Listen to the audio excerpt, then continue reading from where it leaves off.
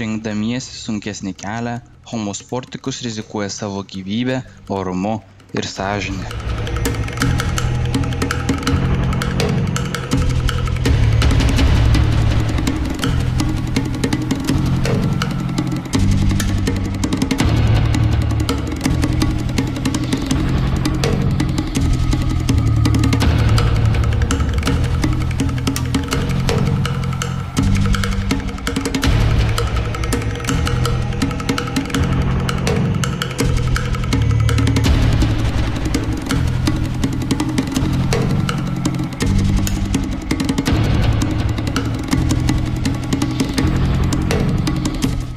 Nors silpnesnieji individai saugumo dėliai bando keliauti būriu, stipresnis Martakuso plodus bando atsikratyti konkurentų ir užtrenkia išgyvenimo vartus tiesiai jim prieš nosis.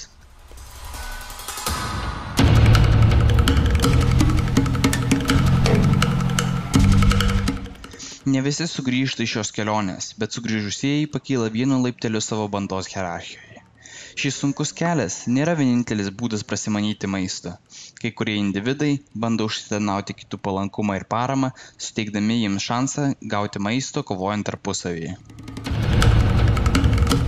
Kovoje dėl maisto laimi kantriausias. Šie Homo sporticus nepasiruošia taip lengvai pasiduoti. Pasislėpęs nuo savo bandos, jis pagaliau gali mėgauti savo laimikiu.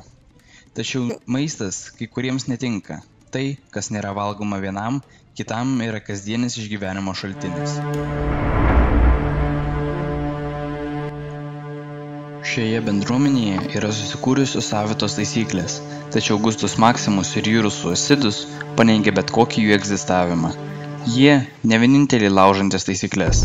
Tarp draugus ilegalus ir kitų individų vyksta neaiškios kilmės mainai.